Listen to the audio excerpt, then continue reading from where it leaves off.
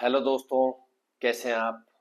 आपका मेरे चैनल स्वागत है भारत सच बोलेगा पर। दोस्तों, जैसा कि आप जानते हैं कि इजराइल ने अभी कुछ दिन पहले कतर के अंदर दोहा में जाकर हमास के आतंकवादियों को 72 हुरों के पास पहुंचा दिया।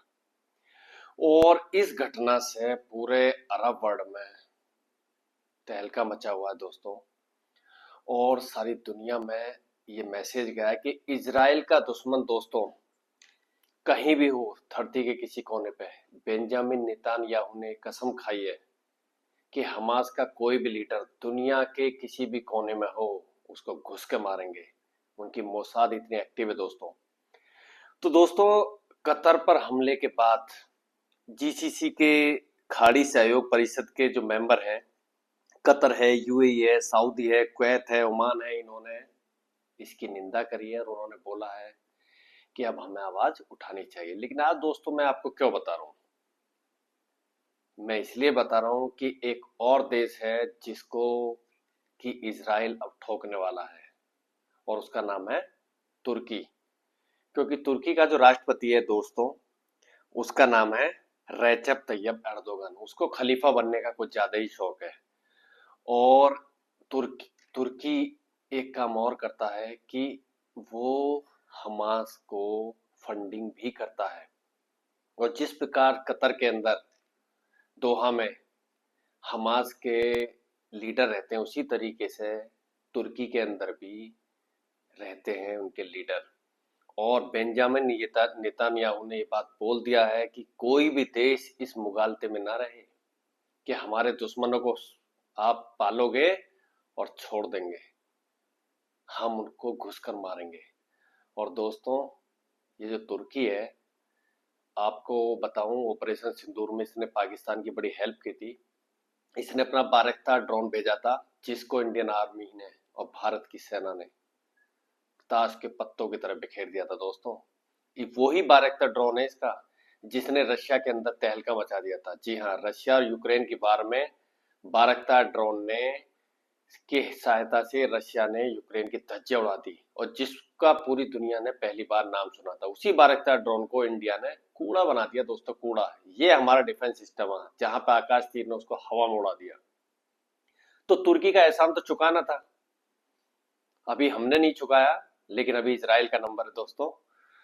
इस बात की पता जब तुर्की को लगी, तो तुर्की के रक्षा मंत्री के प्रवक्ता है एडमिरल जैकी आर्कतुक, उन्होंने बोला है कि इजराइल पूरे खाड़ी देशों का युद्ध का माहौल भड़का रहा है, और वो युद्ध को कैसे मुहाने पर ले जा रहा है कि जहां पे पूरी दुनिया एक और युद्ध के लिए तैयार है। वो ये नहीं बोल रहे कि हम हमास को क्यों फंडिंग करते हैं, क्यों आतंकवादियों को पालते हैं। दोस्तों, ये जो जिहादी होते हैं ना, आपको सच बताऊं, ये मुसलमानों के 55 देश हैं।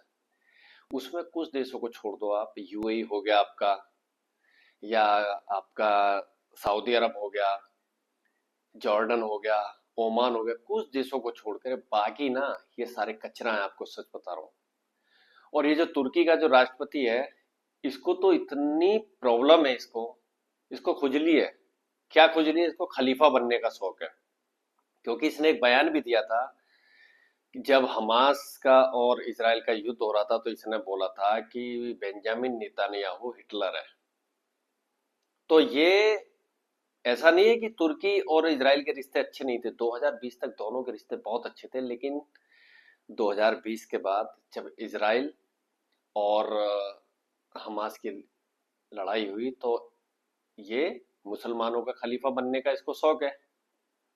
और ये जिहादी है, ये अपने को लीडर बनता था, और भारत से भी ये बहुत शत्रुता मोल लेता। तो इसलिए इजराइल इसका बजाएगा बैंड दोस्तों, और तबीयत से बैंड बजाएगा इसका। और एक चीज मैं और आपको बताता हूँ, इजराइल के जब फाइटर जेट तुर्की में घुसेंगे, तुर्की की राजधानी अंकारा में, तुर्की की राजधानी है आपकी इस्तांबुल है, ये घुसेंगे ना जब, तो इनका कोई भी डिफेंस सिस्टम रोक नहीं पाएगा। क्योंकि तुर्की जो दिखता है ना ऊपर से, वो ऐसा है नहीं है। एक्चुअली वो अंदर से बहुत कमजोर है। उसके पास ले दे के F-16 पड़े हैं दोस्तों, F-16 फाइटर जेट है। हालांकि उन्होंने रशिया से S-400 भी लिया, लेकिन अमेरिका के प्रेशर से वो डिप्लॉयमेंट नहीं होने दिया है। और तुर्की इतनी बुरी तरह थर्रा रहा ना कि उसके फाइटर जेट आसमान में घूम रहे हैं। तो वो इसराइल को रोकेंगे? क्योंकि इसराइल की जो मोसाद है ना दोस्तों, उसका इंटेलिजेंस बहुत जबरदस्त इनपुट है उसका। अगर उसको ये पता लगा, और उसको पता लग चुका है, और बेंजामिन नेतान्याहू ने बोल दिया है कि धरती के किसी भी कोने पर हमास का कोई भी लीडर रहेगा, हम उनका नामो निशान मिटा देंगे। ये दोस्तों इसराइल की मजबूरी है, क्योंकि अगर वो ऐसा नहीं करेगा, इनकी टॉप लीडरशिप को नहीं उड़ाएगा, तो ये कहीं ना कहीं गड़बड़ करते रहेंगे और इसराइल को प्रॉब्लम क्रिएट करते रहेंगे। जैसे कि इसराइल ने अभी कतर में ठोका था, उसके बाद अब जो अगला नंबर है दोस्तों, वो तुर्की का है। और तुर्की में अगर इसराइल अटैक करता है तो तुर्की रेस्पॉन्स नहीं दे पाएगा दोस्तों। और इस ये भारत की भी नजरों में चढ़ गया। तो दोस्तों अभी हमारा भी एक हमारा वेसल है, एयर हमारा शिप है, जो हमने ग्रीस भेजा है। ग्रीस और तुर्की दोनों कट्टर दुश्मन है। तो ग्रीस के साथ हम एक्सरसाइज कर रहे हैं दोस्तों। और आप अच्छे से जानते होंगे कि आर्मेनिया को हमने हथियार दिए हैं। आर्मेनिया अजरबैजान का कॉन्फ्लिक्ट चल रहा है, तो आर्मेनिया का तुर्की से भी है। तो हम आर्मेनिया को भी तैयार कर रहे हैं, और आर्मेनिया को हम इतने जबरदस्त हथियार दे रहे हैं दोस्तों। आकाश तीर हो गया, एयर डिफेंस सिस्टम हमने दिए उनको, पिनाका दिया है दोस्तों।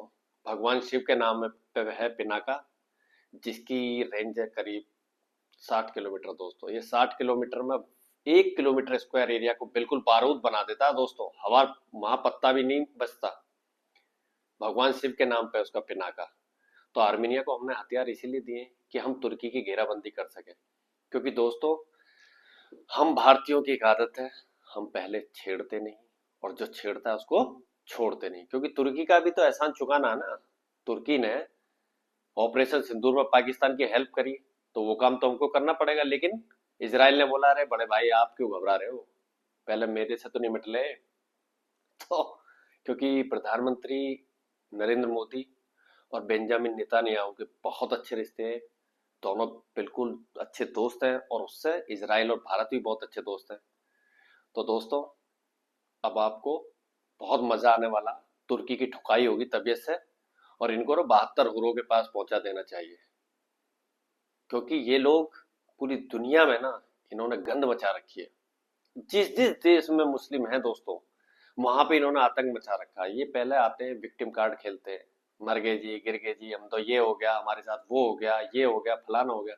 और उसके बाद ये उसी देश में जाके वहां के लोगों को परेशान करते हैं।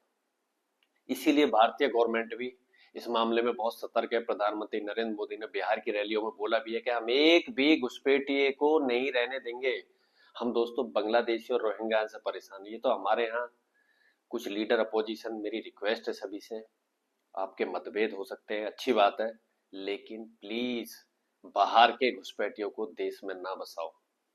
ये जिहादी हैं, इनका काम है देशों को बर्बाद करना। तो दोस्तों अभी तुर्की का इलाज होगा, और अच्छे से होगा, और अभी हम भी ठोकेंगे उसको। तो वीडियो कैसी लगती है आपको, प्लीज लाइक्स और कमेंट्स करो। और दोस्तों वीडियो अच्छी लगती है, प्लीज लाइक्स किया करें, कमेंट्स किया करें, और जय हिंद लिखना ना भूलें। ओके दोस्तों, जय हिंद।